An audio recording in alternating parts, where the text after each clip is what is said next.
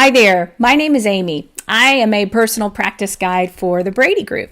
I have the opportunity every day to work really closely with dentists and their team members to incorporate systems that help them have a whole lot more fun at work with less stress, and take more time off, and ultimately make more money. And I'm going to share a frequently asked question with you today, something that comes up all the time, and that is, how do we handle fee shoppers? Well, I've had the opportunity over the years, and a lot here just as of late, to listen to a lot of new patient phone calls. And what I've discovered is there are two main things that get in the way of us being able to convert phone shoppers. One is we fail to build the relationship and make a connection. Second is we just don't ask them in. We don't invite them into the practice. And so I want to give you some ideas today and ways in which you can overcome those questions about fees and just simply get them through the door. First and foremost, when a patient calls and says, "Hey, how much is a crown?" I would respond by saying something along the lines of, "Hey, great question. Sounds like you're looking for a dentist. Do you mind me asking who I'm speaking with?"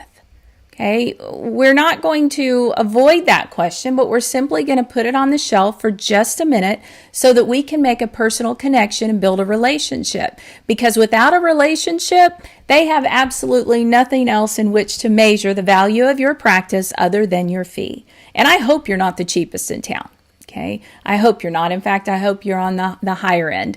And so if we're going to continue to kind of build this relationship and be curious, first of all, get their name, repeat it several times throughout the conversation, find out a little bit more. You know, it sounds like you're looking for a crown. Tell me a little bit more about what's going on. Okay. Are they trying to get a second opinion? Are they calling for a family member? What's going on here? You know, let's just be curious and see what we can find out about that. Now, let me back up just a little bit because I want to make sure that before we even answer the phone, that we are mentally prepared for this. See, at the front desk, there are more interruptions than there are in any other role in the office. We have 20 million plates spinning at a time, and the phone rings. And what I want to be sure that we're conscious of is the person on the other end of that line, and that we can give them 100% undivided attention. You know, who's somebody in your that you admire greatly? It could be a movie star, it could be a sports figure, it could be a beloved aunt or somebody in your family, just somebody that you admire, that you respect. What if they were calling in on the phone? How would you respond? What would that look like? And I want you to just, even if you have to kind of imagine, hey, this is my, most favorite aunt calling on the phone again. How are you going to answer that phone? How are you going to respond? What level of enthusiasm are you going to have? How well are you going to want to take care of that person? And I think oftentimes, instead of that sort of scenario, we look at the phone ringing as an interruption, and I can guarantee potential patients pick up on that. All right. I think we've all been in that situation as a patient when we call someplace and we feel like, oh boy, they sound in a hurry, or I've interrupted them. What's going on? So your first challenge is to be enthusiastic, to connect, to build that relationship, and to be curious. Okay. Make sure that you're connecting. The second thing is, let's not simply just answer their questions. Once we do that, we want to invite them into the practice.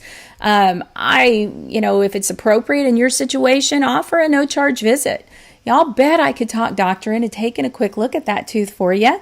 And, we won't even charge you for that visit. Remove the obstacles, make it easy. I understand that might not be appropriate in every situation, but I'll tell you, if you are wanting to grow and you're wanting more new patients and you can remove that obstacle, it will serve you well. I promise your new patient flow will go up.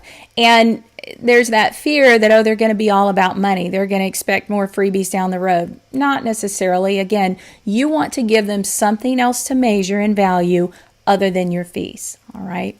And so, again, make sure we connect, make sure we get their name, make sure we build a relationship, find out why they're calling, be curious.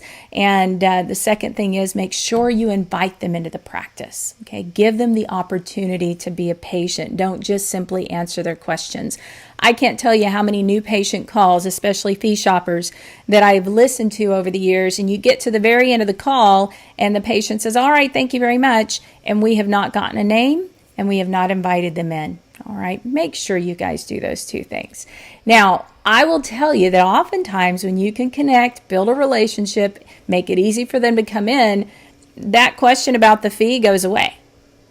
You know, it's like they just didn't know what else to ask. But if it's still a factor and they say, well, but how much is a crown?